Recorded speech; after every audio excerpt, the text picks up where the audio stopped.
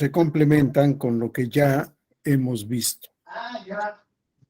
Antes, ¿alguien tiene algún comentario, alguna duda, alguna pregunta, alguna observación que quieran hacer? Bien, si no hay reacciones, pienso que no. Vamos pues a la lámina siguiente, por favor, Jirel. Muchas gracias.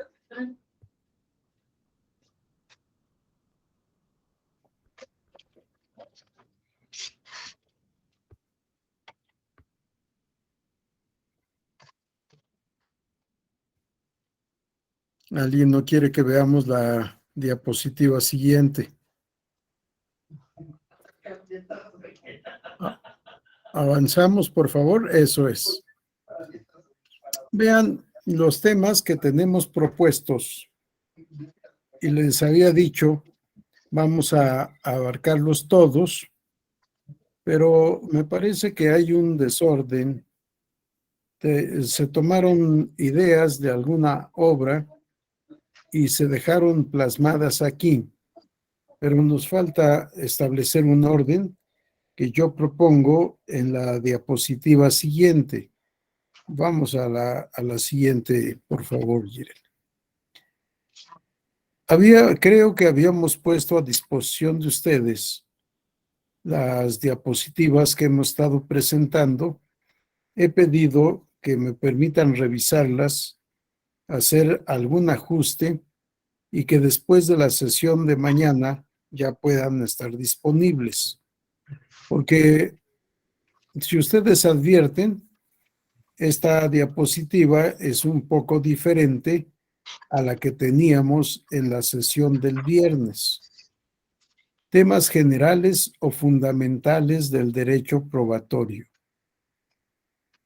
Concepto de derecho probatorio, que les había dicho, no he encontrado ninguna definición que me satisfaga, y les había dicho, por lo pronto, yo diría que es una rama del derecho, sin más calificación, una rama del derecho que tiene por objeto a la prueba. Esto es demasiado amplio, pero obedece a lo que ya habíamos visto, de que la prueba está tanto en el derecho sustantivo como en el derecho procesal y en el derecho procedimental. En todas las áreas, en todas las actividades jurídicas que tengan los sujetos de derecho, vamos a encontrarnos siempre con la necesidad de la prueba. Seguiré buscando y en el momento en que tenga un concepto que me satisfaga, ya les compartiré también esa parte. Perdón, ¿alguien tiene abierto su micrófono? Si nos hace el favor de cerrarlo para que no escuchemos sus pláticas. Si no, se hacen famosos. Bien, objeto de la prueba. Este es uno de los temas que hemos estado tratando. Necesidad de la prueba, carga de la prueba o carga procesal de la prueba. Y un tema nuevo, derecho a la prueba. Porque casi siempre estudiamos la prueba como una carga procesal para las partes o para una de las partes, depende el punto de vista del autor, pero nunca hablamos del derecho a la prueba o la prueba como derecho en el contexto del derecho procesal y del derecho sustantivo, así como del derecho procedimental. Ya haremos algún comentario también sobre este tema. De ahí que haya modificado esta diapositiva para agregar el derecho a la prueba. Vamos a la siguiente, por favor, Jirel. También aquí he modificado temas generales de la prueba. No recuerdo exactamente cómo estaba, pero he cambiado ahora para hablar de hechos, verdad, proceso y certidumbre jurisdiccional. Obviamente, certidumbre jurisdiccional en el contexto del proceso. Mucho hemos estado hablando de los hechos. En la materia procesal no nos podemos desprender de los hechos, pero en materia probatoria pareciera que buscamos encontrar la verdad. Y, por supuesto, necesitamos saber el concepto de proceso, porque nuestra materia se inscribe fundamentalmente en el contexto del derecho procesal electoral. Y lo que queremos saber es o son los temas de la prueba en materia electoral. Claro que esto nos lleva a un universo más grande y hablar en términos generales del derecho probatorio y luego a las particularidades que establece la legislación y la jurisprudencia en materia electoral. Pero todo nuestro contexto, temas generales y todo el curso, todo el diplomado de derecho probatorio girará en torno a hechos, verdad, proceso y certidumbre jurisdiccional. No hablo de certidumbre procesal para no repetir la palabra proceso que ya tenemos antes. Y tampoco hablo de certidumbre judicial porque no todos los tribunales pertenecen al poder judicial. Por eso prefiero hablar de certidumbre jurisdiccional, certidumbre en el juicio, en el proceso. Por eso también esta modificación. Vamos a la siguiente, por favor, Jirel. Aquí no hemos hecho modificación alguna, quizá únicamente esta parte que pensaba corregir, no puedo desde aquí, porque creo que es imagen. ¿Cuál es la parte que vamos a destacar de este concepto de Aldo Bacre sobre derecho procesal? La palabra sentencia.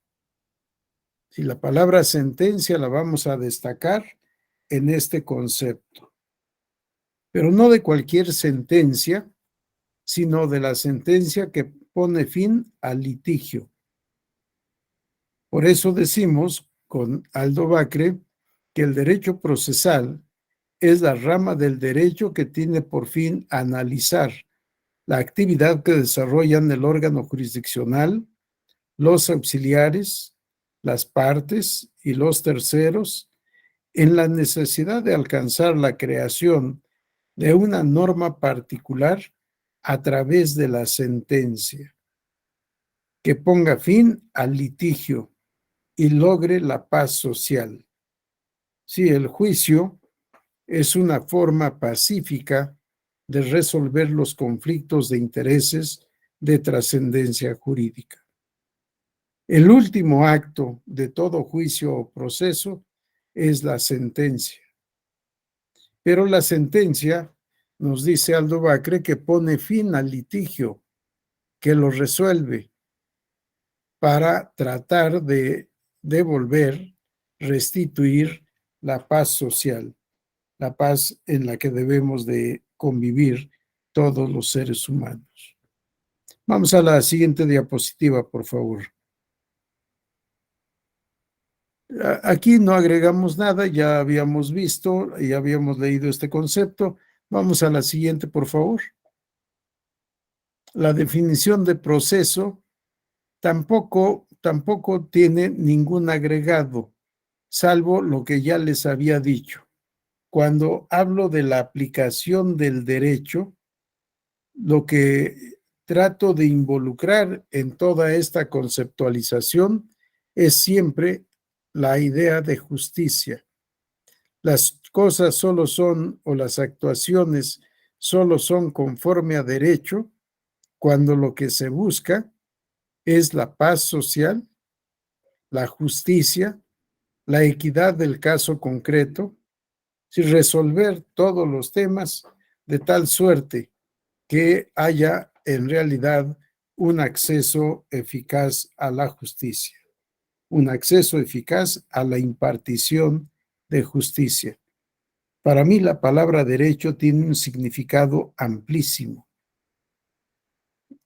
Involucra, insisto, certeza, seguridad, paz y justicia. Y todos los demás fines que estudiemos como fines del derecho. No tiene ninguna modificación, no tiene ningún agregado, solo destacar esa parte, la aplicación del derecho, no la aplicación simplemente de la ley, sino del derecho en su conjunto, el sistema de normas jurídicas, los principios generales del derecho según sea el caso, la correcta interpretación de las normas jurídicas, si es necesaria la integración de las normas jurídicas o incluso la creación de la norma jurídica del caso concreto para poder resolverlo. Todos estos temas que se estudian en interpretación e integración de la ley, porque se afirma con razón que la ley tiene lagunas. Esas lagunas las tenemos que llenar. ¿Cómo llenamos las lagunas? Integrando la ley, completándola o creando la norma del caso concreto, la ley para el caso particular. Vamos a la siguiente diapositiva, por favor. Esto también guárdenlo en la memoria, no hay cambio, pero el concepto de litigio, permanentemente vamos a estar hablando de litigio en todo el contexto del derecho procesal y, por supuesto, del derecho probatorio. Litigio como conflicto de intereses de trascendencia jurídica, calificado o caracterizado por la pretensión de una parte y la resistencia de la otra parte. Hablamos solo de dos partes, la parte actora y la parte demandada. En nuestra materia la identificamos como responsable con independencia de que sea un órgano de autoridad o de que se trate de un partido político, de una coalición, de una agrupación política o de un frente, en fin, la forma de organización es lo menos interesante. La actuación es lo que interesa. Vamos a la siguiente diapositiva, por favor. La sentencia. Aquí también hice algunas adecuaciones. La sentencia, tal como la hemos pensado, como nos las han enseñado, como la hemos pensado tradicionalmente, la sentencia es la que da por concluido un proceso. Es la conclusión normal de todo proceso. Todo proceso tiende a una resolución. Esta resolución es la sentencia. Sentencia que va a resolver el fondo de la controversia y se denomina en consecuencia sentencia definitiva, sentencia final, sentencia decisoria, sentencia de fondo o sentencia de mérito. Sin embargo, no todas las calificaciones o todas las palabras son adecuadas, porque para hablar de sentencia definitiva, en realidad no es lo mismo que sentencia de fondo, sentencia de mérito o sentencia final o decisoria. La sentencia definitiva es la que alcanza autoridad y naturaleza de cosa juzgada.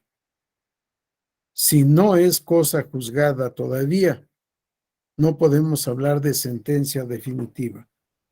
En la materia electoral, por ejemplo, la sentencia que dicta el Tribunal Electoral de un estado no es sentencia definitiva en sentido estricto jurídico.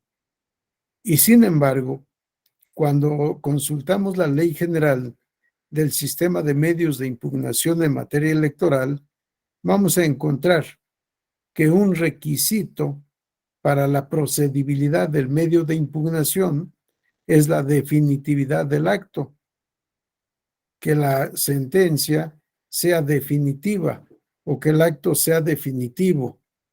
¿Qué es lo que quiere indicarnos el legislador con esta expresión sentencia definitiva o acto definitivo, que en contra de esta sentencia o de este acto ya no proceda medio de impugnación ordinario o local alguno, que en el contexto de el derecho local en el cual se emitió la sentencia ya no es impugnable, pero sí es controvertible, sí es impugnable en la instancia federal, en la instancia que constituye el Tribunal Electoral del Poder Judicial de la Federación. Así que esa definitividad debemos entenderla de manera relativa, definitividad de la sentencia impugnada, solo que en el contexto local ya no hay medio de impugnación para modificar, revocar o anular esa sentencia. Ya vendrán las vías federales previstas en la ley especial para la procedibilidad de esos medios de impugnación. Lo que sí hace esta llamada sentencia definitiva, que van a encontrar esta definición y esta caracterización, calificación en casi todos los libros de derecho procesal y en especial de teoría general del proceso. Se llama sentencia definitiva porque es el último acto que se dicta durante el proceso o juicio. El último acto que se dicta por regla en el proceso o juicio. Por eso se le llama definitiva o final. Se le denomina decisoria, de fondo o de mérito porque resuelve la controversia y se supone que esta resolución debe ser en todas las partes. No se puede resolver parcialmente. El principio de congruencia exige que todas las partes de la sentencia sean coincidentes entre sí y el principio de exhaustividad que se resuelva todo el objeto de controversia. Todos los puntos que fueron objeto del juicio, que fueron objeto del proceso, deben quedar resueltos para que podamos decir hay una sentencia final. Ya no hay nada después de esta sentencia. Esto es lo que se ha resuelto en este caso concreto y con los efectos siguientes para actor y demandado. Sentencia de mérito. Muchas veces la palabra mérito la usamos como sinónimo de referencia. La sentencia de mérito, la sentencia de referencia. No, el mérito del proceso es justamente el litigio. El mérito es esa contraposición de intereses entre actor y demandado. No importa cómo se nos presente, sí, pero el mérito es eso, el fondo de la controversia. Mérito es el litigio. Bien, comentarios, dudas, preguntas. No. Seguimos, por favor. Girel. Sentencia. Esto es lo que les decía al revisar nuevamente el concepto de proceso. Toda sentencia debe ser justa. Si no es cómo es una sentencia, sino cómo debe ser toda sentencia. Toda sentencia debe ser justa. Yo digo, debe ser conforme a derecho. Si es conforme a derecho, es una sentencia justa. Pero no confundamos el derecho con la ley. Si la ley solo es una parte del sistema normativo y el sistema normativo solo es una parte del derecho. El derecho son las normas jurídicas. Las normas jurídicas, dijimos, están en la ley, en la costumbre, en los usos, en la jurisprudencia, en los tratados internacionales, en los principios generales del derecho. Y todavía, también la ciencia jurídica, la teoría jurídica o teoría del derecho, también es derecho.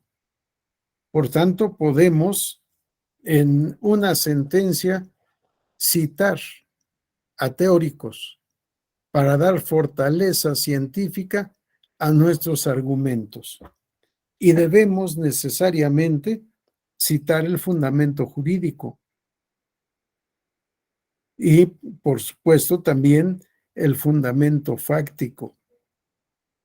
De tal manera que decir la sentencia debe ser conforme a derecho es que debe estar ajustada a lo dispuesto en el sistema normativo vigente, en la jurisprudencia, en los usos, en la costumbre, en el derecho convencional internacional y en los principios generales del derecho. Vamos, por favor, a la siguiente diapositiva. Y aquí es en donde encuentro una gran cantidad de temas, todos conceptos relacionados con la materia objeto del diplomado. La prueba. Empezamos con el litigio. Tenemos los hechos, el derecho, y buscamos alcanzar la verdad de los hechos. Creamos hipótesis. Buscamos tener certeza. La incertidumbre seguramente existe al principio de cada proceso. ¿Tendrá o no tendrá razón el demandante en lo que viene a demandar? Y cuando tenemos la contestación de la demanda, oponiendo resistencia al demandado, pues lo mismo, estamos en la incertidumbre, no sabemos si le asiste razón al actor o al demandado. ¿A quién de los dos? ¿O a favor de quién de los dos será la sentencia? En fin, temas todos estos que están vinculados al proceso y, por supuesto, al derecho probatorio. Litigio, hechos, derecho, incertidumbre, hipótesis, verdad, certeza y convicción. Vamos a la siguiente diapositiva, Yerel. La verdad. Ya habíamos dicho ayer, ¿qué es la verdad? Según la Real Academia Española de la Lengua, la conformidad de las cosas con el concepto que de ellos forma la mente. Conformidad de las cosas con el concepto que se tiene de esa cosa. Conformidad de lo que se dice con lo que se siente o se piensa. Es otra forma de hablar de la verdad. Y por supuesto vamos a encontrar muchas definiciones de verdad. En la sociología, en la psicología, en muchas ramas del conocimiento humano vamos a encontrar la inquietud por buscar y alcanzar la verdad y por resolver conforme a hechos ciertos el litigio sometido a consideración del órgano jurisdiccional. Si la palabra verdad, tómenla, ya después veremos si es útil, si no es útil, o cuando menos si es o no orientadora. Vamos a la siguiente diapositiva, por favor.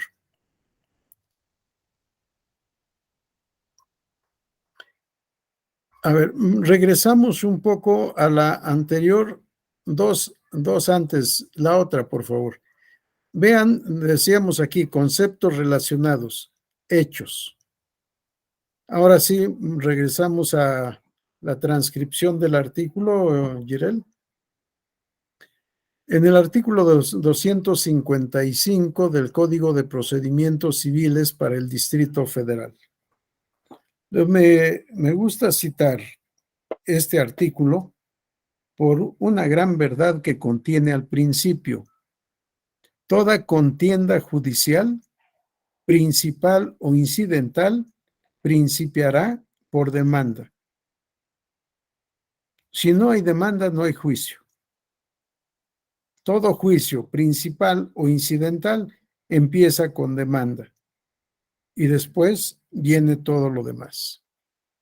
En la demanda, en la cual, nos dice el legislador, se expresarán, fracción quinta, los hechos en que el actor funde su petición, en los cuales precisará los documentos públicos o privados que tengan relación con cada hecho, así como si los tiene o no a su disposición. De igual manera, proporcionará los nombres y apellidos de los testigos que hayan presenciado los hechos relativos. Asimismo, debe enumerar y narrar los hechos, exponiéndolos sucintamente, con claridad y precisión. Si la lectura del artículo es mucho más amplia, pero lo que me interesa destacar es esta parte, los hechos. Y nos dice el legislador, los hechos en los que el actor funde su petición. Sí, deja en segundo término la invocación del derecho. Lo más importante al plantear una demanda, al formular una demanda, es la narración de hechos. Narración sucinta, con claridad y precisión. Bien, vamos a la diapositiva siguiente, por favor. Código Federal de Procedimientos Civiles. La demanda expresará, fracción tercera, los hechos en que el actor funde su petición, narrándolos sucintamente, con claridad y precisión, de tal manera que el demandado pueda producir su contestación y defensa. Y vemos aquí, en la fracción cuarta, algo que no habíamos mencionado, los fundamentos de derecho. ¿Qué es lo que va a hacer el actor? Narrar hechos y citar el fundamento de derecho. Vamos a la siguiente diapositiva, por favor. Ley General del Sistema de Medios de Impugnación en materia electoral. He puesto como título, al transcribir este artículo, hechos, conceptos de agravio y pruebas. Porque el proceso electoral es un proceso concentrado. En el proceso electoral no tenemos una etapa de instrucción o substanciación tan delimitada, tan delineada como sucede en materia mercantil. Es un proceso sumario, breve o abreviado y por tanto tiene que cumplir reglas temporales mucho más breves. Y por eso también hay algunas etapas que no existen en el proceso electoral. Etapas procesales que sí se presentan en el proceso civil fundamentalmente. En el artículo 9, el legislador estableció: 1. Los medios de impugnación deberán presentarse por escrito ante la autoridad u órgano partidista señalado como responsable del acto o resolución impugnado, salvo lo previsto en el inciso A del párrafo 1 del artículo 43 de esta ley, y deberá cumplir con los requisitos siguientes. Sí, no hay la hilación que debería de haber, pero en fin, los medios de impugnación no se presentan por escrito. Los medios de impugnación se promueven. Los medios de impugnación, porque todos son juicios en realidad, se incoan. El verbo incoar, no el verbo presentar. Lo que presento es el escrito de demanda o cualquier otro escrito, cualquier otra promoción. Pero el medio de impugnación solo se puede hacer procedente al ejercer la acción procesal y presentar la demanda con todos los requisitos. No vamos a ver todos, vamos a mencionar algunos de estos nada más. Bien, tenemos entonces en el artículo 9. Vamos por favor a la siguiente diapositiva. Vean cómo en el inciso E tenemos nuevamente el requisito que ya habíamos visto en las otras leyes. Mencionar de manera expresa y clara los hechos en que se basa la impugnación, los agravios que cause, el acto o resolución impugnado. Ya tenemos mucho que estudiar en estos dos renglones. ¿Qué son los agravios? ¿O qué es el agravio?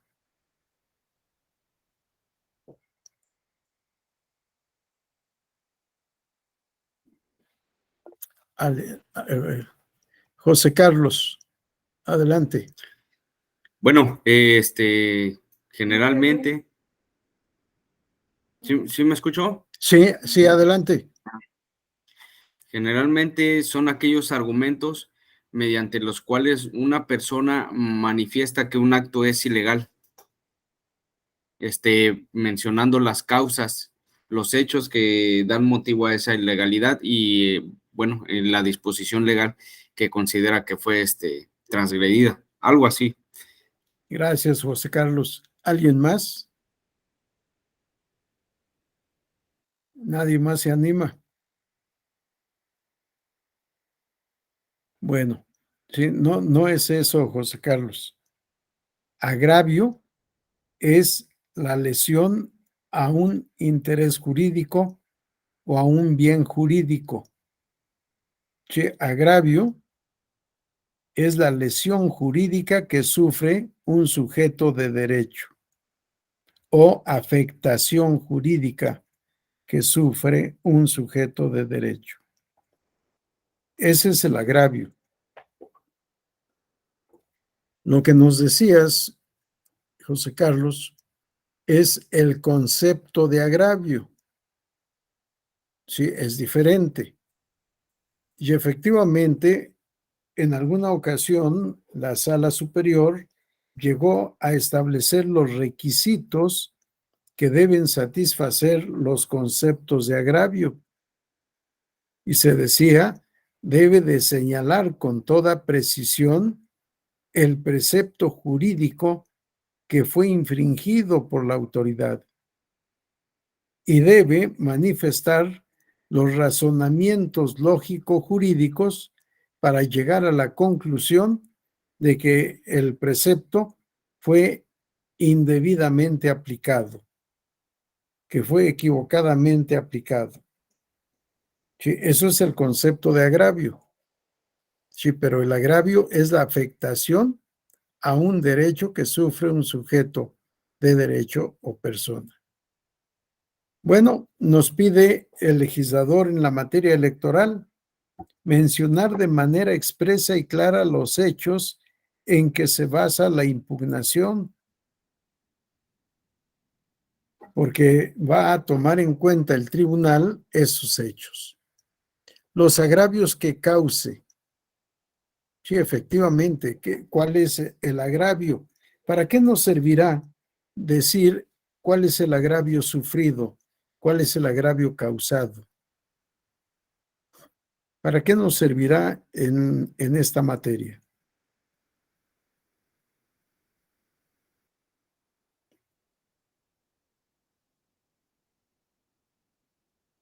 ¿Nadie se anima?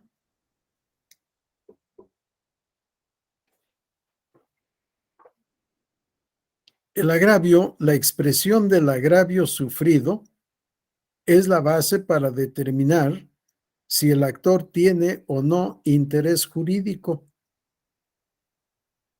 Si el interés jurídico está sustentado en el agravio a un derecho o un agravio jurídico. En eso se sustenta la demanda, en eso se sustenta la pretensión y la procedibilidad del medio de impugnación, porque si no hay agravio, no procederá el recurso o juicio que se propone. ¿En qué te afecta el acto, resolución o procedimiento impugnado? No, pues en nada, yo no sufro ninguna afectación, pero no me gustan las injusticias y vengo a impugnar este acto que lesiona el interés de X o de Z. No, si X o Z te han contratado, eres su representante, adelante. Tú no sufres el agravio, sino X o Z, y tú vienes a defender la restitución del derecho de que ha sido infringido, obstaculizado o impedido. Adelante, José Carlos. En este caso puede haber lugar para el interés legítimo. Sí, por supuesto. No siempre se requiere el interés jurídico directo, sino que podemos tener un interés colectivo o bien un interés de grupo. Hay un interés legítimo, sí. Puede ser suficiente para la procedibilidad del medio de impugnación, el solo interés legítimo. Adelante, Sujei.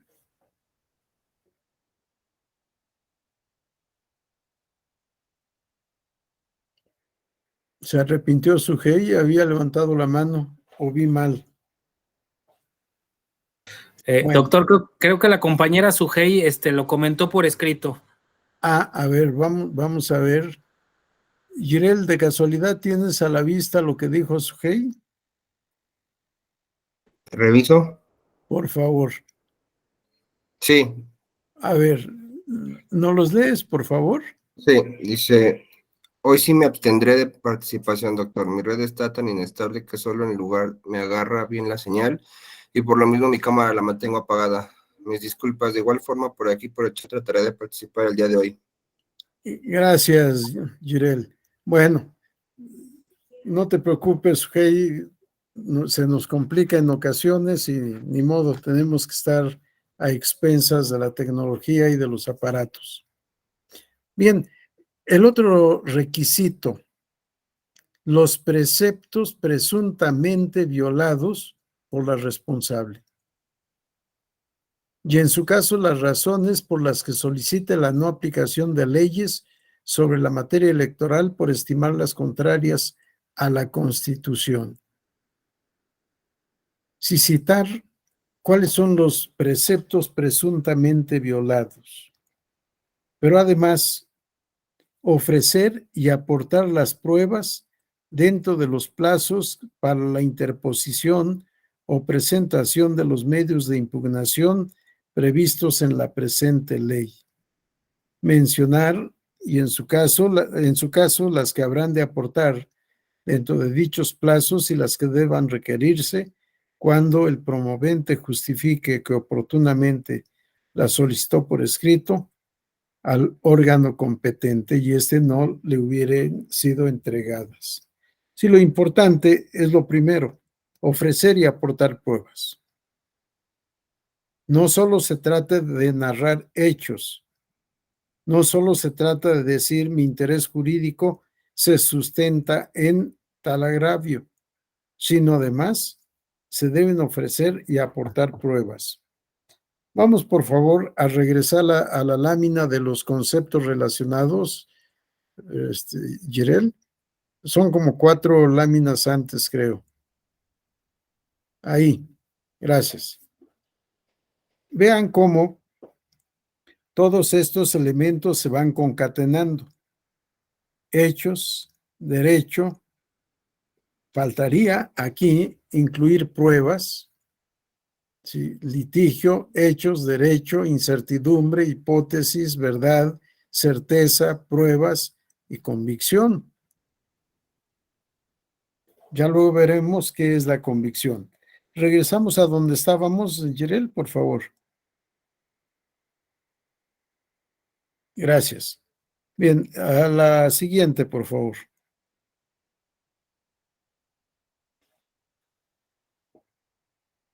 Esta ya la habíamos visto, a la otra. La excepción. Cuando la violación reclamada verse exclusivamente sobre puntos de derecho, no será necesario cumplir con el requisito previsto en el inciso F del párrafo anterior.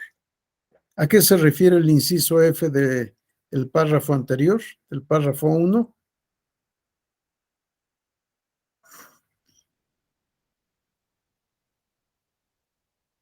Bueno, Girel ya les ayudó. Sí, ofrecer y aportar pruebas. Sí, si el conflicto versa sobre hechos, debemos ofrecer y aportar pruebas. Ahora sí vamos a la siguiente otra vez, Girel. Pero si el conflicto es de estricto derecho, no será necesario cumplir el requisito del ofrecimiento y aportación de pruebas. Hace poco leía una sentencia, no me acuerdo si 2020 o 2021, en donde el quejoso o accionante, reclamante o enjuiciante, como le quieran llamar, decía: vengo a impugnar el rechazo del Consejo General del Instituto Nacional Electoral a mi petición de formar parte de quienes serán sometidos a evaluación para determinar si pueden o no ser capacitadores electorales. No me admitieron, ni siquiera me aceptaron que presentara solicitud, porque tengo, no recuerdo si 71 o 61, creo que eran 61 años de edad. Tengo 61 años y he fungido como capacitador electoral en los años anteriores, cuando menos 4 o 5 años antes. Yo conozco la actividad, la he incluso explicado a los aspirantes. Y ahora que quiero ser aspirante, no me permiten participar porque tengo 61 años. Esto es inconstitucional. Esta será una razón de hecho o de derecho que haya que confirmar o desvirtuar.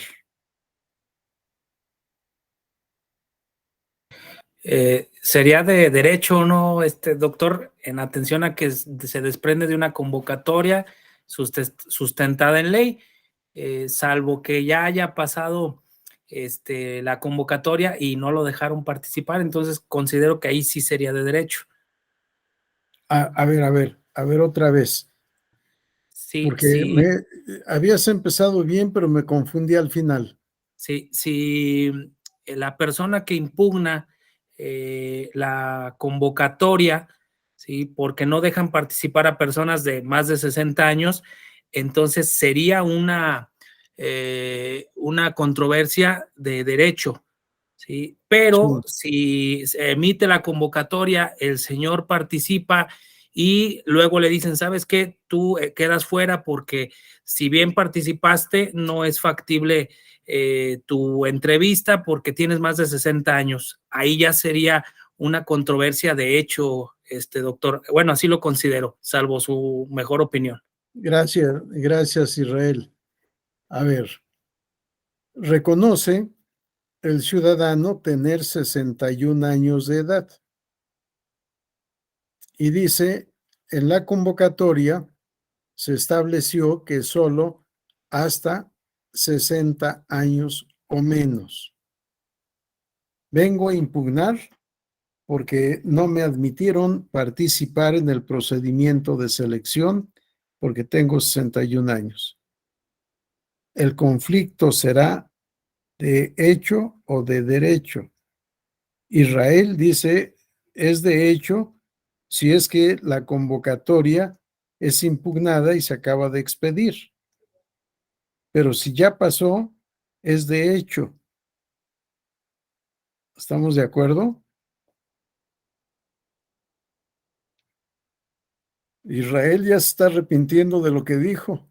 No, sí, confirmo mi argumentación, doctor. Correcto, Israel. No, el conflicto es de derecho. No hay hecho controvertido. Si la convocatoria es violatoria de derechos humanos, me está discriminando. Yo ya participé en años anteriores, tengo experiencia y ahora solo porque tengo 61 años me dicen que no. Revisé la convocatoria y en el acuerdo y en la propia convocatoria se dijo solo hasta personas de hasta 60 años de edad, porque estábamos en época de pandemia. Si estamos hablando de 2020 y las medidas de salud que se tomaron fueron proteger a todos los mayores de 60 años de edad por considerarlos de un grupo vulnerable, susceptible de contagio y, por supuesto, de un riesgo mayor en el caso de contagio. Y por eso fue que el Consejo General tomó en cuenta estas medidas, estas determinaciones del Consejo General de Salud y dijo solo hasta 60 años, no más. Sí, ese fue su argumento, esa fue su razón para decir hasta 60, tomando en cuenta lo que determinó el Consejo Nacional de Salud. Déjenme ver la denominación correcta y el artículo correspondiente. Si alguien sabe qué fracción es el artículo 73 de la Constitución.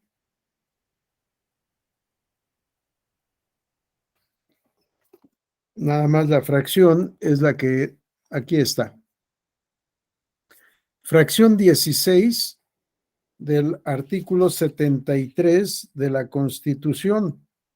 El Congreso tiene facultad, fracción 16, para dictar leyes sobre nacionalidad, condición jurídica de los extranjeros, ciudadanía, naturalización, colonización, emigración e inmigración y salubridad general de la República. No sé por qué involucró con estos otros temas el de salubridad general de la República y estableció las siguientes bases. Primera, el Consejo de Salubridad General dependerá directamente del presidente de la República, sin intervención de ninguna Secretaría de Estado. Y sus disposiciones generales serán obligatorias en el país. Sí, el acuerdo que tomó este Consejo de Salubridad General fue todos los mayores de 60 años de edad. Son un grupo vulnerable al que tenemos que proteger, que no asistan a sus centros de trabajo, en fin, varias limitantes que establecieron para proteger la salud de los mayores de 60 años o más. El instituto toma en cuenta estas determinaciones porque acuérdense lo que dice, lo que establece la Constitución. Sus disposiciones generales serán obligatorias en todo el país. Si lo que determine este Consejo de Salubridad General es norma jurídica. y vale para todos en todo el territorio nacional. El Consejo General del Instituto Nacional Electoral hizo bien al momento en que determinó hasta 60 años. Más de 60 años ya no. Y es una cuestión de derecho la que se controvirtió en este caso. ¿Por qué? Porque el señor dijo, yo tengo 61 años. Si no era objeto de controversia su edad. El objeto de la controversia era la juridicidad del acuerdo al excluir a los mayores de 60. Es una situación de estricto derecho. No hay hechos que controvertir. No sé si te convence, Israel, pero así fue resuelto y así considero que es y que así es como debe ser. Sí, doctor, no, claro que sí, es muy clara su argumentación y me queda a mí claro también. Gracias, doctor. Gracias, Israel. Bien, si no hay algún otro comentario, vamos a la lámina siguiente. Esto ya lo explicamos. Si cuando decimos hechos, vamos a volver otra vez a la de los conceptos relacionados. Por favor, Jirel. Incluso ahí, incluso ubícalo por número, por favor, para que cuando regresemos, claro, ya vi que eres demasiado rápido y muy inteligente. Vean cómo aquí el problema está fundamentalmente sobre hechos, pero también tenemos en el otro extremo el derecho. Hechos y derechos en una relación inescindible. Hechos y derecho siempre van a estar en el tema del litigio. O quizá hechos no haya controversia, pero sí existirán hechos. La convocatoria es un hecho. La edad es un hecho. La determinación o el acuerdo del Consejo de Salubridad General es derecho y es un acto jurídico, es un hecho también. Sí, depende lo que estemos analizando. Vamos a regresar a donde estábamos, Jirel, por favor. En el cuadro anterior, ahí. Entonces, cuando hablamos de hechos, les decía yo, tengamos cuidado, no estamos hablando solo de hechos materiales, o no hablamos de hechos materiales, o extrajurídicos o ajurídicos, sino de hechos jurídicos siempre, con independencia de su naturaleza específica. ¿Es un acto jurídico o un hecho jurídico en sentido estricto? ¿Un hecho jurídico de la naturaleza o un hecho jurídico de los sujetos de derecho? Casi en todas partes van a encontrar hechos jurídicos de la naturaleza y hechos jurídicos de las personas. Yo prefiero hablar de los sujetos de derecho en términos generales. Y en el acto jurídico tenemos una clasificación también amplísima, porque tenemos el acto jurídico unilateral y el acto jurídico plurilateral. El acto jurídico unilateral que se conforma con una sola voluntad o con muchas voluntades, dos o más voluntades, pero siempre que tengan el mismo fin. No importa cuántas voluntades jurídicas concurran.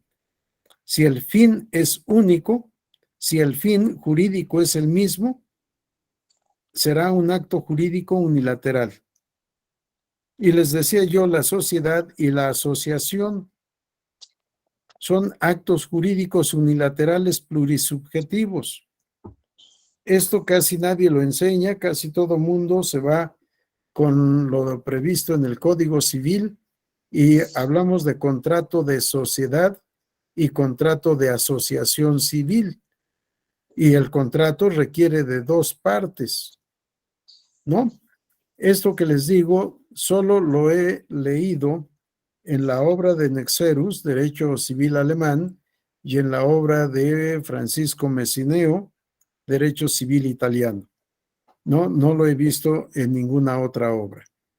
Sí, pero con independencia de todo esto, cuando hablemos de hechos en la materia probatoria, estamos hablando de todo este universo. Actos jurídicos, hechos jurídicos en sentido estricto. El hecho jurídico en sentido amplio, decíamos, es la concreción del supuesto normativo. Por eso decía la indivisibilidad, la indivisión entre hechos y derecho, porque no son hechos materiales, sino hechos jurídicos. El hecho jurídico siempre va a estar previsto en una norma jurídica.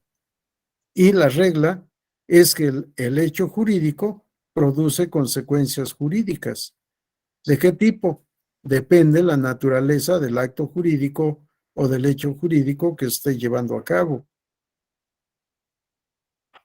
Bien, si no tenemos comentarios, preguntas o dudas, vamos a la siguiente lámina. Objeto de la prueba. No tenía yo por ahí otra lámina en cuanto a objeto de la prueba, objeto del derecho, en donde hablábamos de relaciones jurídicas. No, antes de donde estábamos, antes de esta. No, tal vez la borré o la usé en otro trabajo, porque también decía yo, objeto del derecho, las relaciones intersubjetivas. El objeto del derecho, las relaciones intersubjetivas. ¿Qué es lo que regula el derecho? Relaciones jurídicas. Así como hablamos también de hechos jurídicos, hablamos de relaciones jurídicas. Sí, no está, Yerel. No está. Ahora, vamos al tema objeto de la prueba. Davis Echandía nos dice, objeto de prueba judicial en general es todo aquello que, siendo de interés para el proceso, puede ser susceptible de demostración histórica, como algo que existió, existe o puede llegar a existir, y no simplemente lógica, como sería la demostración de un silogismo o de un principio filosófico. Es decir, que objeto de prueba judicial son los hechos presentes, pasados o futuros, y lo que puede asimilarse a estos. Y cita entre paréntesis, costumbre y ley extranjera. He querido destacar estos temas. Nos interesa fundamentalmente la aseveración, objeto de prueba judicial, los hechos. Y excepcionalmente la costumbre y la ley extranjera, porque nos han dicho casi siempre, los hechos son objeto de prueba, no el derecho. Y así lo tenemos además previsto en nuestra Ley General del Sistema de Medios de Impugnación en materia electoral. Si recordamos, el texto creo que está por ahí transcrito, pero lo leo. El artículo 15, párrafo 1. Son objeto de prueba los hechos controvertibles. Se equivocó el redactor. No son los hechos controvertibles, sino controvertidos. No lo será el derecho. ¿Sí? No es objeto de prueba el derecho. Está ahí la norma expresa. Artículo 15, párrafo 1 de la Ley General del Sistema de Medios de Impugnación en materia electoral. No es cierto. El derecho extranjero, el derecho consuetudinario y el derecho jurisprudencial son objeto de prueba. Sí, por lo pronto lo dejo ahí enunciado. Lo que me interesa de momento, esto que está entre paréntesis, guárdenlo en la memoria también entre paréntesis por lo pronto. ¿Sí? Pero, ¿cuál es el objeto de prueba o qué es lo que está sujeto a prueba en el proceso? Dice Davis Echandía, los hechos. Vamos a la siguiente lámina, por favor.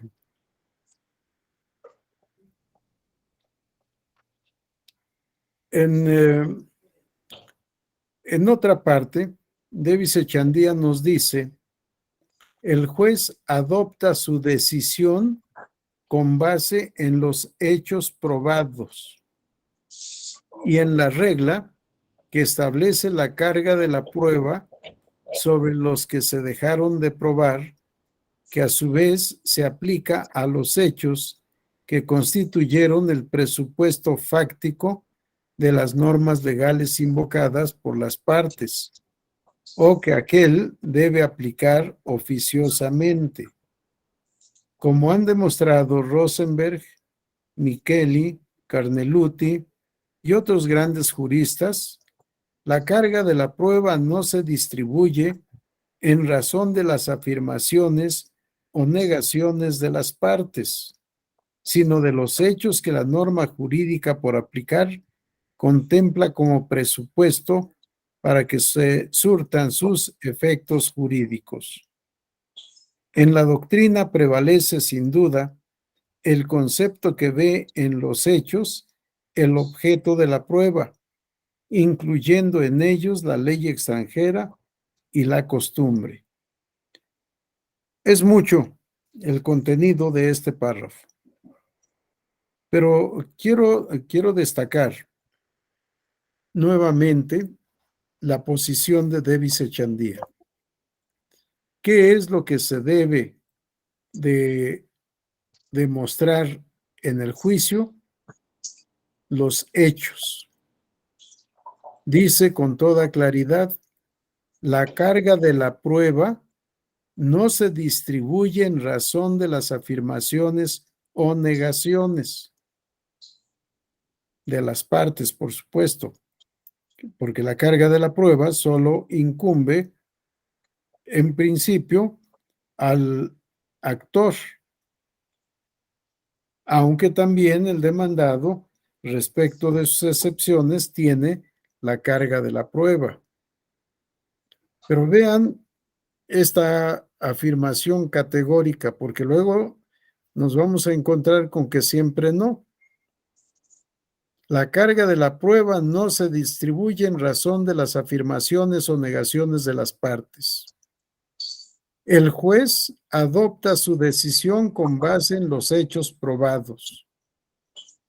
En la doctrina prevalece sin duda el concepto que ven los hechos el objeto de la prueba. Sí, para Davis Echandía, el objeto de la prueba son los hechos. No son objeto de la prueba las afirmaciones o negaciones. Vamos a la siguiente lámina, por favor. El artículo que leíamos.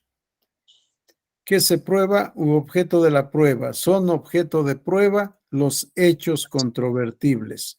Ahí debería de decir controvertidos. No lo será el derecho. Los hechos notorios o imposibles, ni aquellos que hayan sido reconocidos.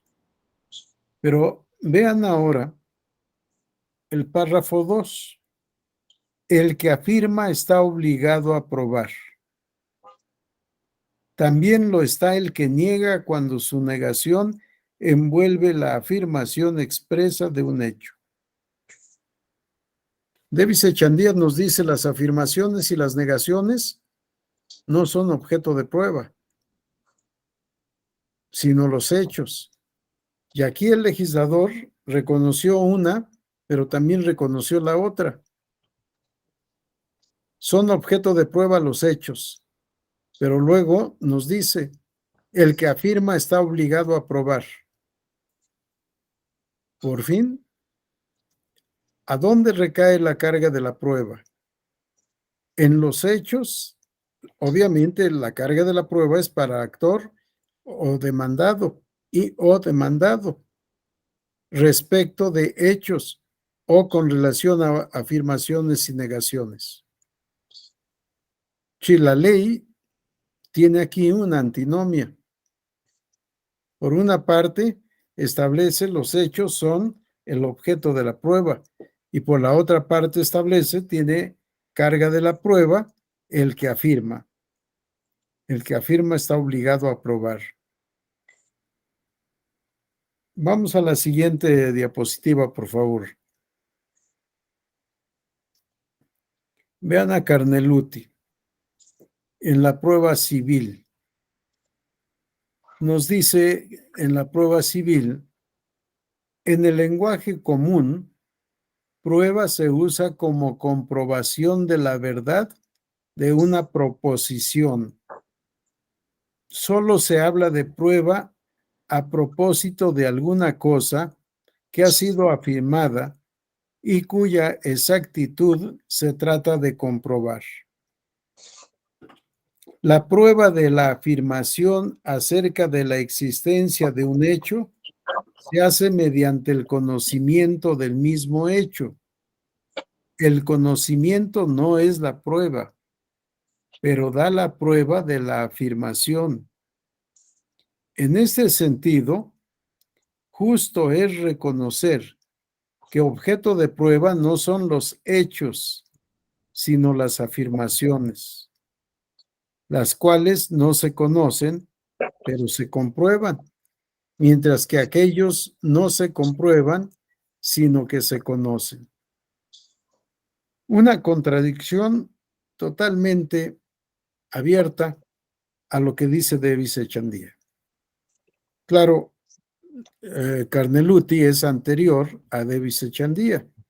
Davis Echandía es actual, es de esta época. Nos dice Carneluti, justo es reconocer que objeto de la prueba no son hechos, los hechos, sino las afirmaciones. Las afirmaciones, nos dice, las afirmaciones no se conocen, pero se comprueban, mientras que aquellos, los hechos, no se comprueban, sino que se conocen. ¿Quién conoce los hechos? Lo conoce el actor, el autor o las partes que lo celebraron, o los testigos que asistieron, que advirtieron. Dice, los hechos son conocidos, los hechos no se comprueban. En fin, las argumentaciones son múltiples y la doctrina se divide normalmente en estas dos tendencias. Los que sostienen que el objeto de la prueba son las afirmaciones, por regla, excepcionalmente las negaciones, y la otra tendencia que sostiene que el objeto de la prueba son los hechos. Yo compré el bingo, le hubieras dicho a tu papá que compré el bingo, Emilio. Reina, ¿quieres cerrar tu micrófono? Ya lo Por cerró, doctor. favor. Gracias, Yerel. Bien, tenemos enfrentadas estas dos posiciones. ¿Qué es lo que vamos a probar? ¿Hechos o vamos a probar afirmaciones? Vamos a la siguiente lámina, por favor.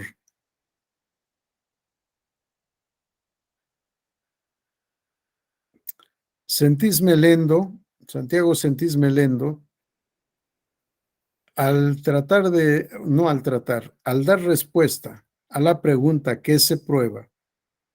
Es decir, ¿cuál es el objeto de la prueba? Nos dice, no es raro y hasta es lo corriente que se nos diga, se prueban los hechos. No, si niega a Sentís Melendo, no. Los hechos no se prueban, los hechos existen. Lo que se prueba son afirmaciones que podrán referirse a hechos.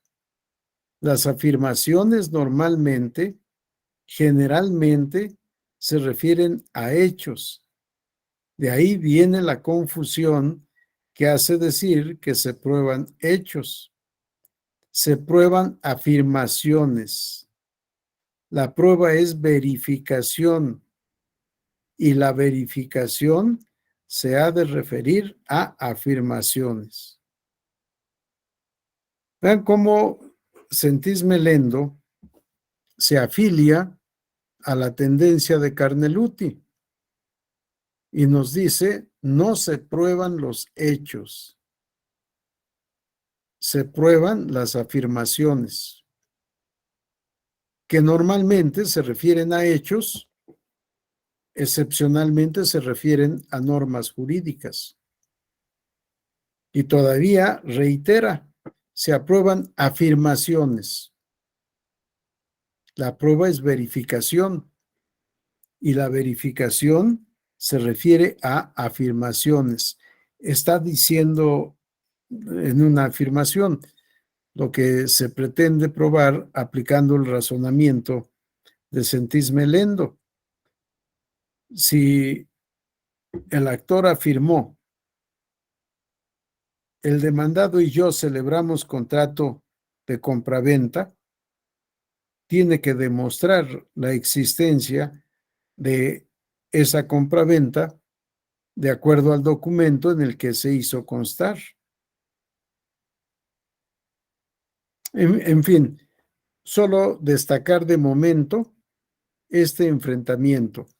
Por un lado, autores que dicen se prueban hechos y por el otro, quienes sostienen se aprueban afirmaciones.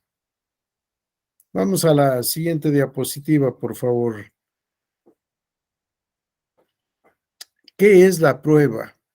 Cuando da respuesta Sentís Melendo a esta pregunta, nos dice la prueba es verificación de afirmaciones formuladas por las partes, relativas en general a hechos y excepcionalmente a normas jurídicas, que se realizan utilizando fuentes, las cuales se llevan al proceso por determinados medios. Sentís Melendo insiste mucho en diferenciar entre medios de prueba y fuentes de la prueba. Y por supuesto, la prueba. ¿Qué es la prueba? Dice él, verificación. Eso es la prueba. ¿Cuáles son los medios de prueba? ¿Alguien tiene idea de cuáles son los medios de prueba?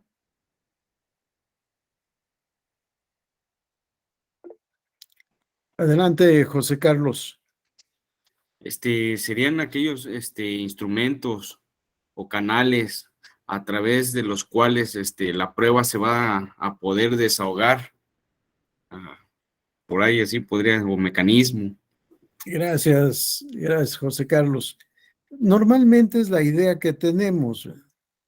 Medio de prueba, el libro en donde la empresa lleva su contabilidad, o el libro en el que quedaron registrados los convenios de coalición. No, el medio de prueba, nos dice Sentís Melendo, el medio de prueba es el procedimiento.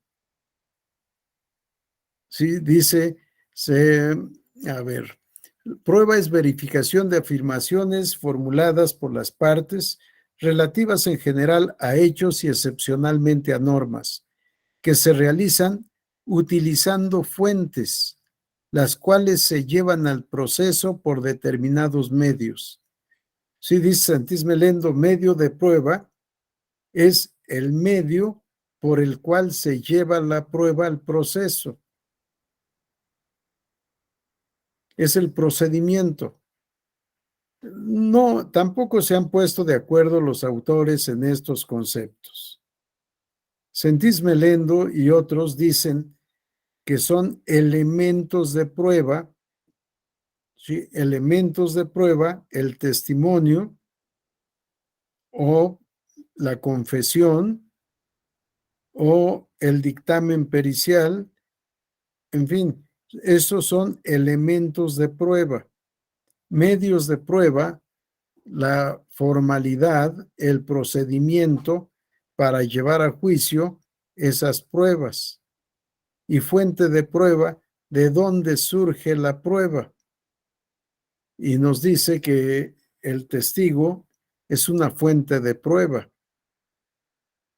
En fin, despreocúpense de estas que pudieran ser minucias, porque no hay uniformidad en el lenguaje doctrinario, en el lenguaje de los tratadistas.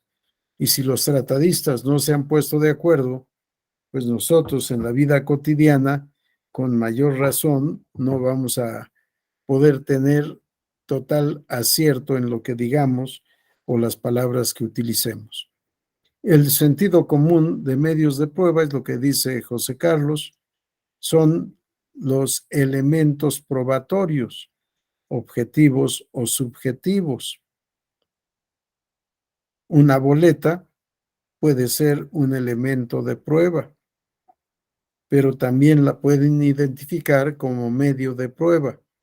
De momento no nos preocupemos por esto que los tratadistas sostienen, postulan, proponen, pero que no hay uniformidad, no hay un punto de opinión, cuando menos mayoritario, ¿no? Cada uno expresa lo que considera que es su verdad. Bien, vamos a la siguiente lámina. Aquí con Couture me encuentro una tendencia intermedia, cuando menos yo así la califico, entre lo que sostienen Sentís Melendo y Carneluti y lo que sostienen los autores como Davis Echandía, que afirman que el objeto de prueba son hechos. Vean, Eduardo Couture nos dice, tomada en su sentido procesal civil, la prueba es un medio o método jurídico de verificación de las proposiciones que las partes litigantes formulan en el juicio. La prueba es un medio o método jurídico de verificación de las proposiciones que las partes litigantes formulan en el juicio. Estas proposiciones, dice Eduardo Couture, son afirmaciones o negaciones de hechos y actos jurídicos. Afirmaciones o negaciones de hechos o actos jurídicos. Creo que Eduardo Couture resuelve muy bien las dos tendencias diferentes que habíamos visto. Se prueban afirmaciones, dice uno. No, se prueban hechos, dice el otro. Y preguntamos, ¿qué es lo que se prueba? ¿Hechos o afirmaciones? Me parece que la respuesta que da Couture es extraordinaria, es ecléctica, es buena. ¿Qué es lo que se prueba? Afirmaciones de hechos o negaciones de hechos, entre los cuales, por supuesto, acuérdense que decíamos hechos jurídicos lato sensu. Están los actos jurídicos unilaterales, plurilaterales, los hechos jurídicos en sentido estricto, ya sea de la naturaleza o de los sujetos de derecho.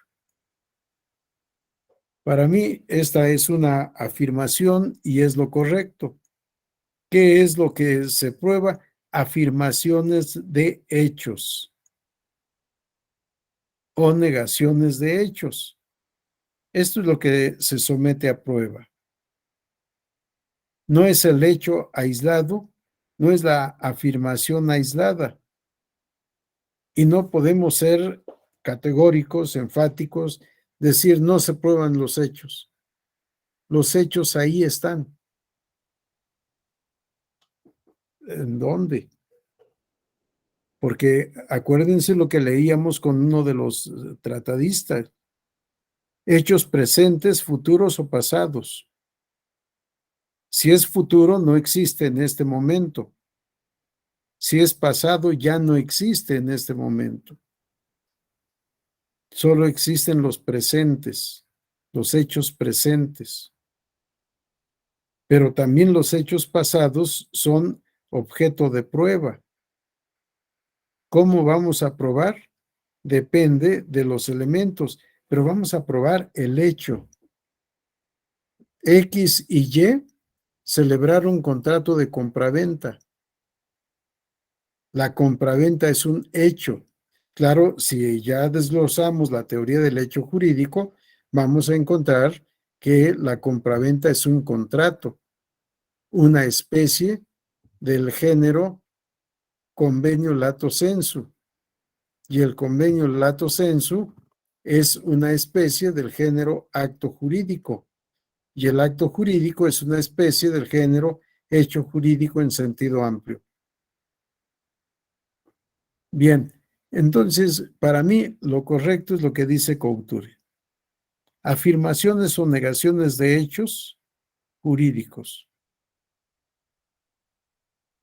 Y con eso creo que tenemos resuelto el tema de qué es la prueba y qué se prueba.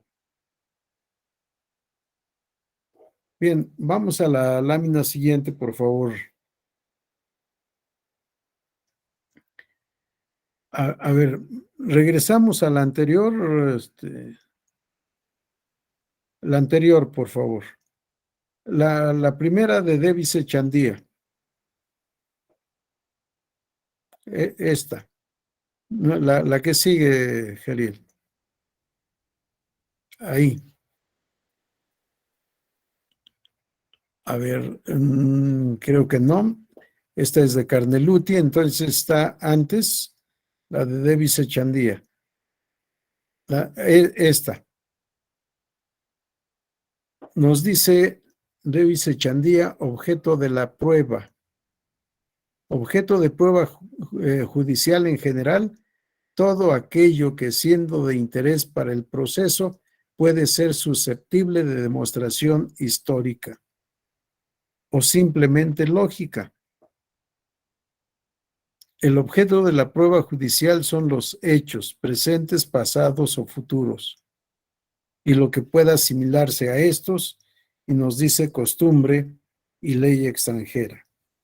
Pero aquí está hablando Davis Echandía del objeto de la prueba en abstracto, en términos generales, para cualquier proceso, solo como un conocimiento teórico.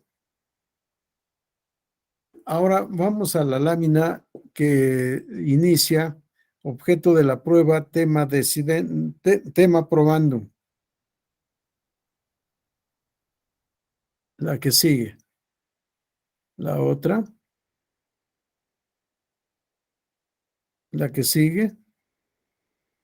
La que sigue, por favor. La otra. La que sigue. Aquí, gracias.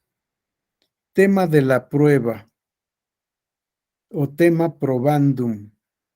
También se explica como objeto de la prueba. Nada más que objeto de la prueba en el caso particular. Ya no como un concepto abstracto, ya no como un conocimiento teórico, sino como caso práctico. ¿Cuál es el tema de la prueba en este juicio? Por ejemplo, en el juicio, un juicio para la protección, les iba a dar algo más sencillo, un juicio de divorcio. Para demandar el divorcio, ¿qué debo probar?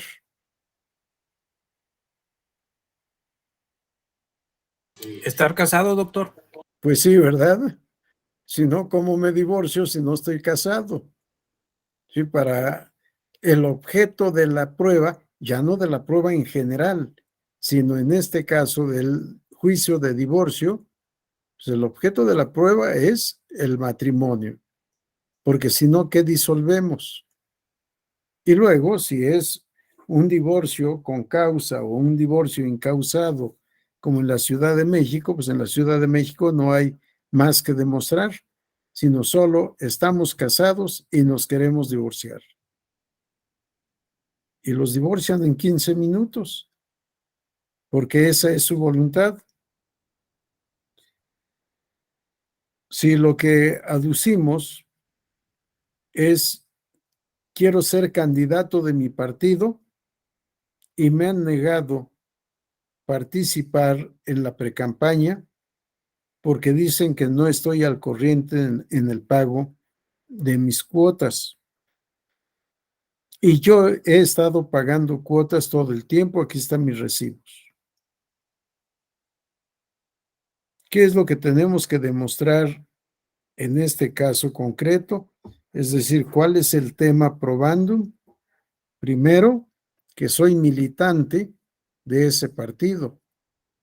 Segundo, que hay convocatoria para elegir candidato. Tercero, que yo solicité mi registro como aspirante a candidato, aspirante a precandidato para empezar. En fin, lo que voy a probar en este caso concreto es lo que en la doctrina denominan tema de la prueba o tema probandum, lo que se debe probar en el caso concreto. Y también se le conoce como necesidad de la prueba. Davis Echandía nos dice, por necesidad o tema de la prueba, tema probandum, entre paréntesis, debe entenderse lo que en cada proceso debe ser materia de la actividad probatoria. Ahí ya está todo. Tema de la prueba o tema probandum debe entenderse lo que en cada proceso debe ser materia de la actividad probatoria.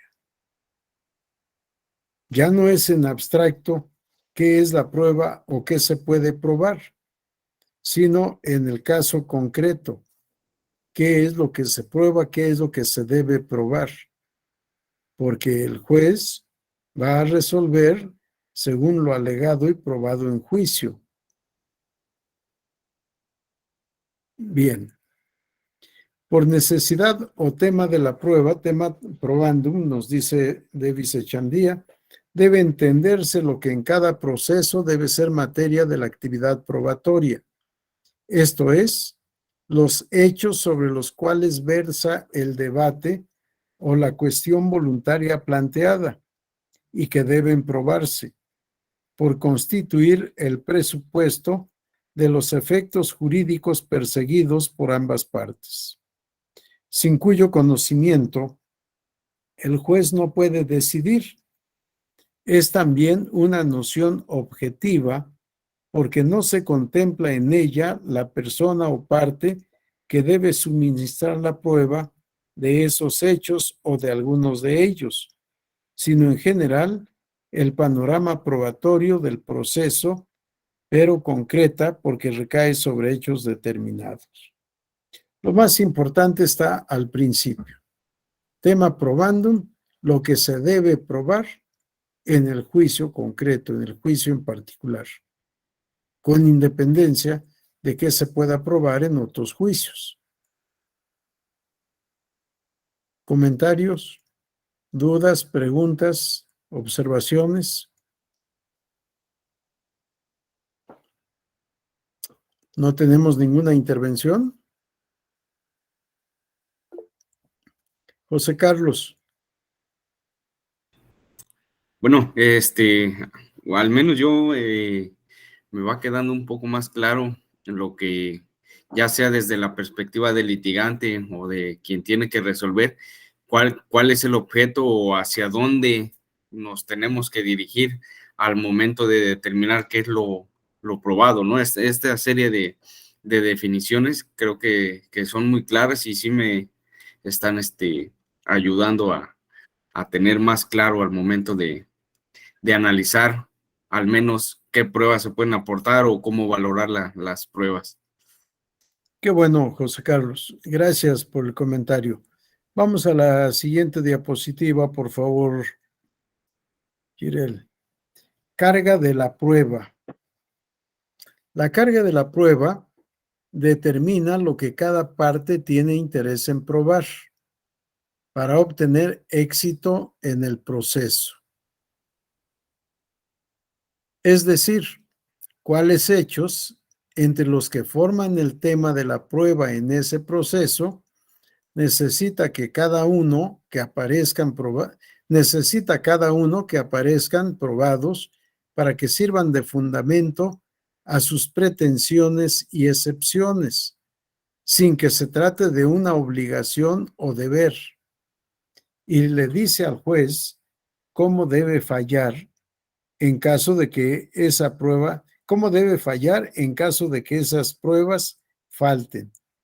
Se trata, por tanto, de una noción que es subjetiva, porque contempla la situación que las partes tienen frente a cada hecho que requiera prueba, aunque ésta puede ser suministrada por la parte contraria o por el juez oficiosamente, pero que también es objetiva en cuanto consiste en una regla de juicio que determina el sentido de la decisión cuando falta la prueba.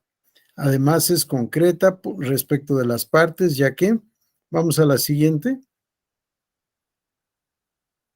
ya que se refiere a hechos precisos y es más singularizada, pues establece cuáles de los varios hechos que forman el tema de la prueba en el proceso interesa a cada parte, mas es también abstracta respecto del juez, porque es una regla de juicio de alcance general sobre la materia como debe decidir el juez a falta de prueba y no un conjunto de reglas concretas para los diversos procesos.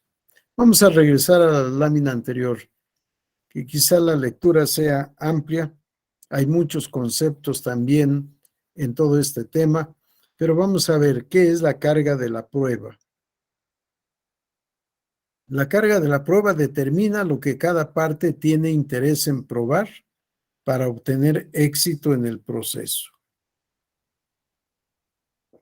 ¿Qué pasa si el que tiene la carga de la prueba no desahoga esa carga?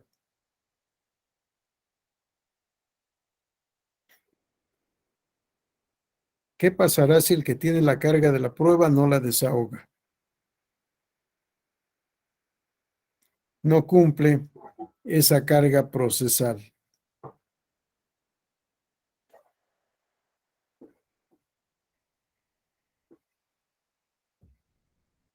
¿Nadie?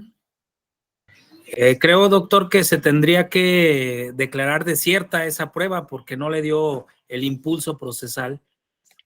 A ver, Israel, hablaste tú, ¿verdad? Sí, doctor. Sí, porque por aquí apareció la leyenda de Sujei.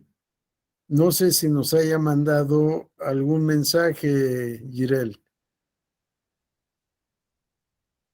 Sí, ¿Lo lees, por favor? difícilmente probará sus afirmaciones. Sí, vean el principio. Carga de la prueba determina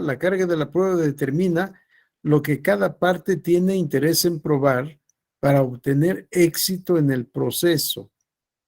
Es decir, cuáles son los hechos entre los que forman parte del tema de la prueba en ese proceso, necesita cada uno que aparezcan probados.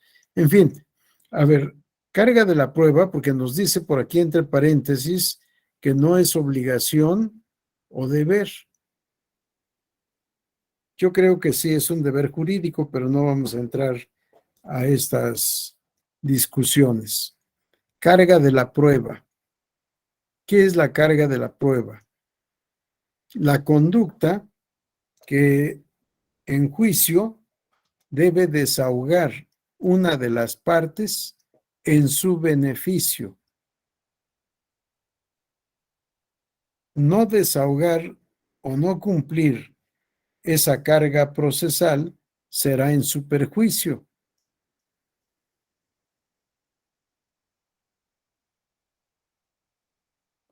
A ver, Carlos, te vi pensativo, te vi reaccionando.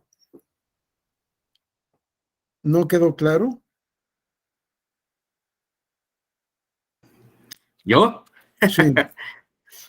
Es que yo lo que estoy pensando ahorita, en lo que estoy escribiendo y analizando el concepto, que precisamente la carga yo la entiendo o la visualizo como un peso que lleva encima la persona al momento de realizar una afirmación, ¿no? Ya ahora sí pensaba yo, es una carga que traes ya encima, una responsabilidad. Sí, no, a ver, esto yo lo vinculo a la teoría del derecho civil. En el derecho civil existen las modalidades de las obligaciones, que yo digo son modalidades de los actos jurídicos, pero en fin. Y se habla del plazo o término y se habla de la carga. Y se dice que la carga es una obligación excepcional que se debe cumplir en beneficio propio. Y así es como definimos la carga procesal, la conducta que debe llevar a cabo el sujeto procesal o sujeto del litigio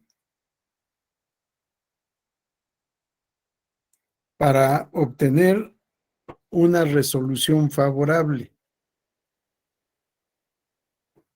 Si carga procesal es lo que debe hacer la parte en el juicio en su beneficio propio. Creo que con esto sería más fácil de entender. Carga procesal es la conducta que debe llevar a cabo el sujeto del litigio en beneficio propio. Si no se cumple la carga, el perjudicado es el que no cumplió. Para mí sí es un deber jurídico. El juez puede exigirle que cumpla, aportando las pruebas necesarias. Pero también la contraparte puede exigirle que demuestre lo que está afirmando, que aporte las pruebas, y se convierte en un deber procesal. Pero la carga desde el punto de vista civil es una obligación excepcional. Y me parece que aquí es lo mismo. No todo mundo tiene cargas procesales para sí, pero si no las cumple, teniéndolas, será perjudicado. Adelante, José Carlos. ¿O alguien más había levantado la mano antes? José Carlos. Yo la levanté. Sí, adelante. Bueno, retomando este punto que comenta con relación a que la carga de la prueba es un deber,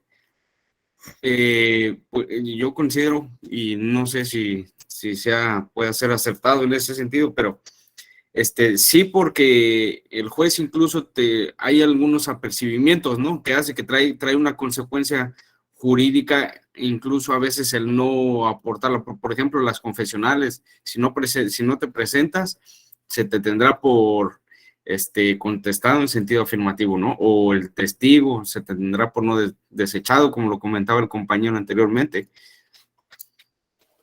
Gracias, José Carlos. Sí, pero sobre todo tomemos en cuenta que la carga procesal en su cumplimiento beneficia al que tenía la carga procesal. No cumplir la carga procesal le perjudica. Y creo que por ahí dijo Sujei, no podrá probar los hechos. Efectivamente, tenía la carga de la prueba. Debió haber desahogado esa carga. debió haber ofrecido y aportado las pruebas correspondientes. No lo hizo. Seguramente esos hechos eran objeto de alguna afirmación en el proceso, afirmación que quedará sin comprobación por no haber desahogado la carga procesal. Adelante, Israel.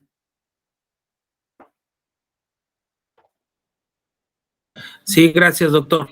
En relación a lo que comenta usted de la carga probatoria, hay algunas materias que la propia ley ya te obliga a quién tiene la carga de la prueba. En materia laboral, la carga de la prueba es del patrón, aunque no afirme, tiene la obligación de probar lo que el trabajador manifiesta en su demanda. ¿Sí? En materia fiscal, Claro. la carga de la prueba es del contribuyente, ¿no? Entonces, a veces en otras materias la ley te va dando la carga de la prueba y no necesariamente en todo caso tenemos que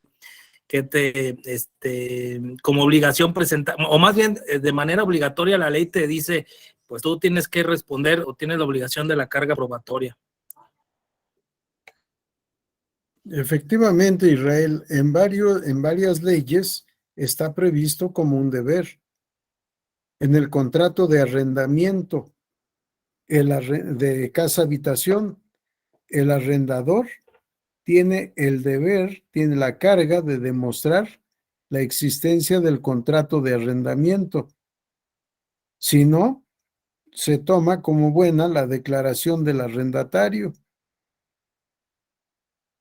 Sí, pero es el arrendador el que debe demostrar la existencia del contrato de arrendamiento para poder comprobar en qué términos fue celebrado.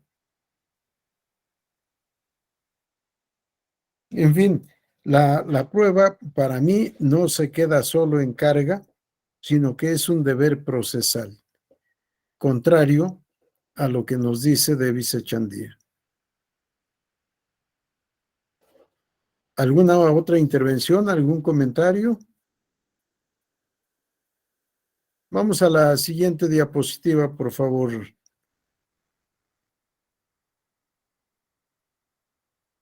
La siguiente.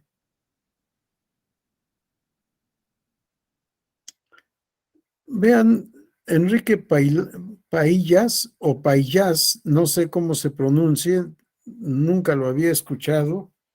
Es un librito interesante sobre estudios de derecho probatorio. Nos dice de manera clara, en el proceso civil, el juez solo puede resolver secundum allegata et probata. Regresamos a la lámina anterior, por favor, Feriel. No, la anterior. La anterior. Todavía la anterior. Ahí. Fíjense lo que nos dice Davis Echandía. La carga de la prueba determina lo que cada parte tiene interés en probar para obtener éxito en el proceso. Es decir, cuáles hechos entre los que forman el tema de la prueba en ese proceso necesita cada uno que aparezcan probados para que sirvan de fundamento a sus pretensiones o excepciones. Y le dice al juez cómo debe fallar en caso de que esas pruebas falten. Ahora sí vamos a donde estábamos, Geriel, por favor. No, exacto, aquí, no, antes,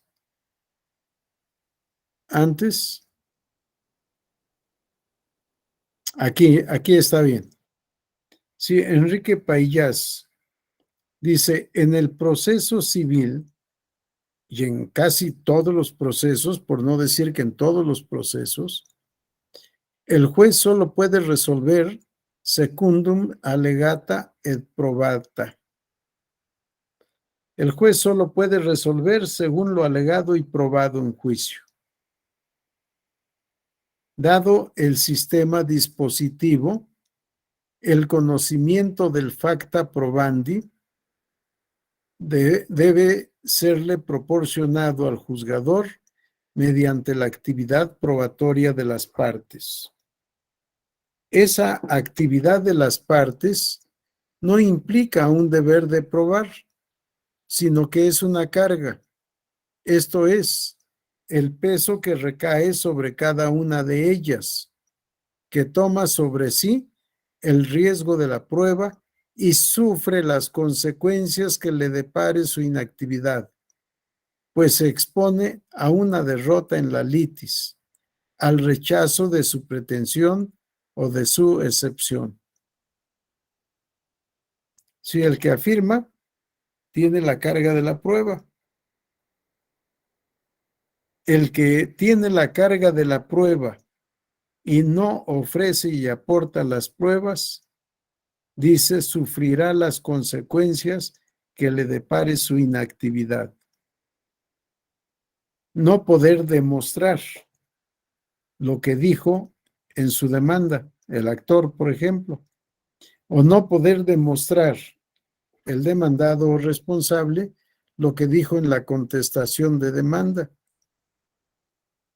Si las pruebas son para poder constatar que lo afirmado en la demanda respecto de hechos y actos jurídicos es cierto.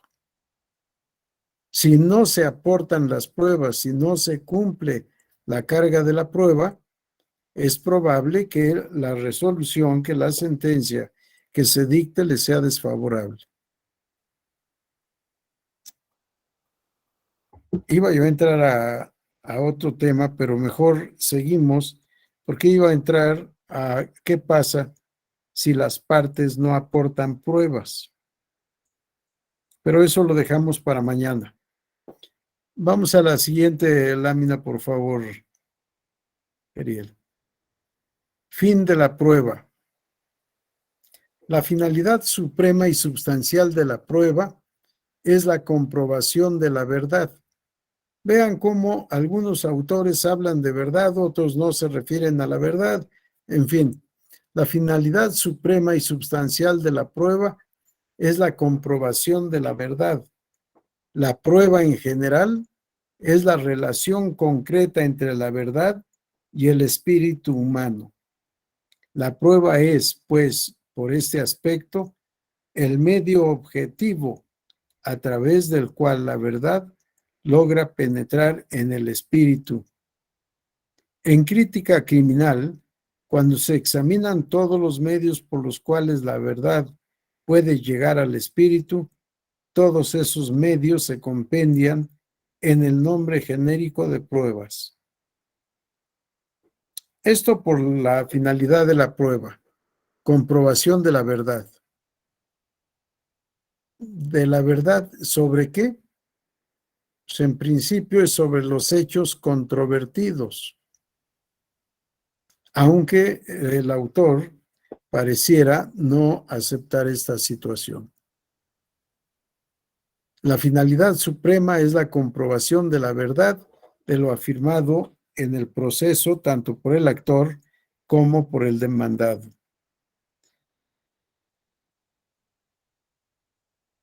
Déjenme ver algo más que quería decirles aquí. No creo que nada más. Vamos a la siguiente lámina, por favor. Davis Echandía nos dice, fin de la prueba, asignarle a la prueba el fin de producir la convicción o certeza en el juez, esto es, la creencia de que conoce la verdad gracias a ella. Se trata de una certeza histórica, lógica y psicológica, humana, por tanto, con sus naturales limitaciones y su inseparable posibilidad de error. De ahí que autores modernos ponen de presente la analogía entre la actividad del juez y la del historiador. Vean una diferencia entre lo que nos dice uno y otro autor. Regresamos, por favor, Geriel. Aquí está bien. Dice Davis Echandía, la finalidad suprema y substancial de la prueba es la comprobación de la verdad. comprobar la verdad. Ahora vamos en donde estábamos, por favor. En otra parte nos dice Davis Echandía, asignarle a la prueba el fin de producir la convicción o certeza en el juez. Si ya no se trata de buscar la verdad, sino de confirmar con un grado de certeza lo que cada parte dijo, afirmó y probó. Lo que haya dicho o afirmado y probado y que le perjudique, se toma en cuenta también al momento de dictar sentencia.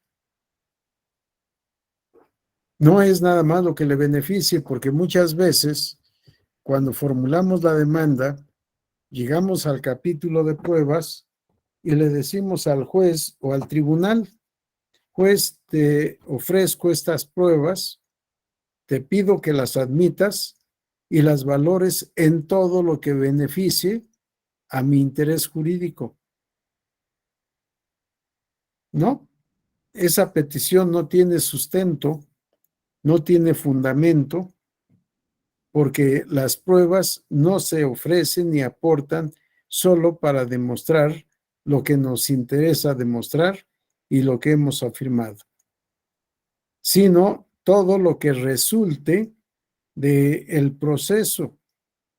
No puede analizar por una parte la demanda y por otra parte la contestación de la demanda o informe circunstanciado. Debe tener los dos elementos contrapuestos para poder juzgar. ¿Qué es lo que vamos a procurar con las pruebas respecto del tribunal o del juez? Crear convicción de certeza a partir de lo que ha sido probado en el juicio. Sí, este es el fin de la prueba. Generar convicción o certeza en el juzgador de que con las pruebas y lo alegado en el juicio le asiste la razón a uno o a otro, al actor o al demandado, pero tiene que ser a favor de alguno de los dos. Bien, son 8:58.